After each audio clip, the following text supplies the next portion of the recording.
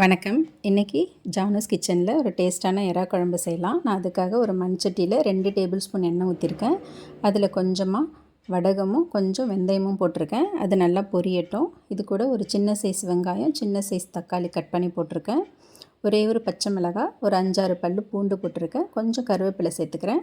இதெல்லாம் ஒரு 2 நிமிஷத்துக்கு வதக்கி விட்டுக்கிறேன். இப்போ இந்த மாதிரி வதங்கினதுக்கப்புறம் இது கூட 200 கிராம் அளவுக்கு எறா க்ளீன் பண்ணி வச்சுருக்கேன். அதையும் போட்டுக்கிறேன். இது பொடி பொடி எறா ரொம்ப டேஸ்ட்டாக இருக்கும். இப்போ இதையும் சேர்த்து கலந்து விட்டுட்டு இதில் 2 சிட்டிகை அளவு மஞ்சத்தூள் சேர்த்துக்கிறேன். இந்த குழம்புக்கு தேவையான அளவு உப்பு இப்போவே சேர்த்துட்றேன். சேர்த்து நல்லா கலந்து விட்டுடலாம். இந்த மாதிரி கலந்து விட்டுட்டு ஸ்டவ்வை லோ ஃப்ளேம்லேயே வச்சுட்டு ஒரு 2 நிமிஷத்துக்கு மூடி வச்சிடலாம். எறாவிலேருந்து தண்ணி விடும். இப்போ எறாவிலேருந்து நிறைய தண்ணி விட்டுடுச்சு. இப்போ இதை நல்லா கலந்து விட்டுட்டு இது கூட காரம் சேர்த்துக்கிறேன். காரத்துக்கு 2 டேபிள் ஸ்பூன் நிறைய குழம்பு மிளகாய்த்தூள் சேர்த்துக்கிறேன். இதையும் சேர்த்து நல்லா கலந்து விட்டுடுறேன்.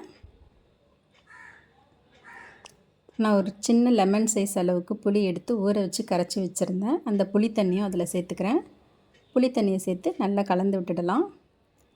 இப்போ இதை மீடியம் ஃப்ளேம்லேயே வச்சு ஒரு 5 நிமிஷத்துக்கு கொதிக்க வச்சுக்கலாம். இப்போ நல்லா கொதிச்சிடுச்சு. இதை நல்லா கலந்து விட்டுட்டு இது கூட தேங்காய் பால் சேர்த்துக்கலாம். நான் ஒரு 100 ml அளவுக்கு திக்கான தேங்காய் பால் எடுத்து வச்சுருக்கேன். அதையும் அது கூட சேர்த்துக்கிறேன். சேர்த்துட்டு நல்லா கலந்து விட்டுட்டு இதை ரொம்ப நேரம் கொதிக்க வைக்க வேணாம். ஒரு 3 நிமிஷத்துக்கு கொதிக்க வச்சா போதும்.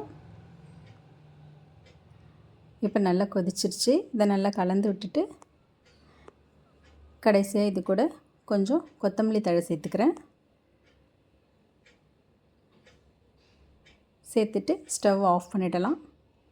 ஒரு டேஸ்ட்டான எறா குழம்பு ரெடி ஆகிடுச்சு. இது இட்லி, தோசை, சாதம் எல்லாத்துக்குமே சாப்பிட்றதுக்கு ரொம்ப நல்லாயிருக்கும்.